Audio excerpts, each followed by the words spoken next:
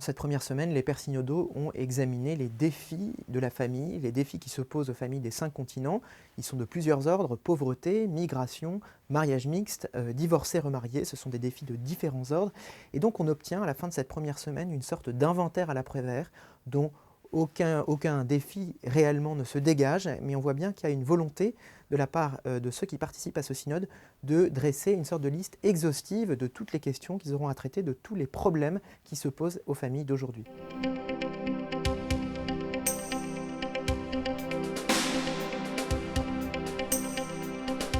Alors beaucoup de pères synodaux justement ne voient pas de différence notable pour l'instant avec les discussions de l'année dernière. Pourquoi? Eh bien parce que on est sur un constat et que pour l'instant, les pères synodaux ne voient pas de solution qui avance. Alors les interventions sont de deux types.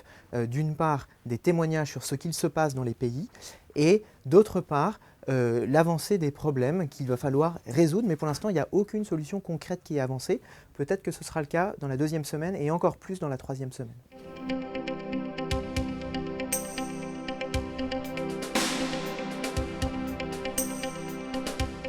Pour que ça avance, le pape a mis en place une nouvelle méthodologie cette année qui est un renforcement des groupes de travail. L'année dernière, les groupes de travail étaient intervenus pendant une petite partie du synode. Cette fois, il y a des groupes linguistiques qui se réunissent à 3 reprises, thème par thème, pendant le synode, et ils vont rendre un rapport thématique par thématique, et ça va être une manière, pense le pape, de faire avancer les choses.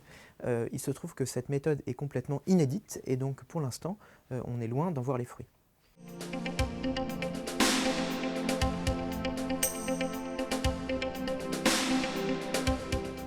Les groupes linguistiques, ils facilitent l'échange. Ils facilitent l'échange pourquoi? Parce que d'abord, les gens parlent la même langue et donc c'est beaucoup plus facile pour eux de confronter leurs idées.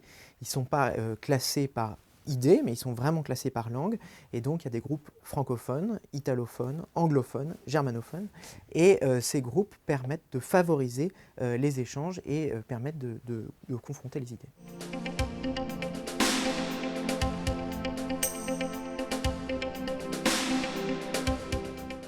Effectivement, le pape est intervenu mardi, c'était une surprise parce que l'année dernière il était intervenu finalement assez peu durant ce synode. Eh bien le pape il a voulu défendre sa méthode et il a voulu d'une part rappeler que l'Église ce n'est pas la démocratie et donc qu'à la fin c'est lui qui décidera, et d'autre part il a voulu quand même demander aux pères synodaux de ne pas avoir peur de faire des propositions. Donc il veut tenir ces deux morceaux et il veut être le garant de cet équilibre.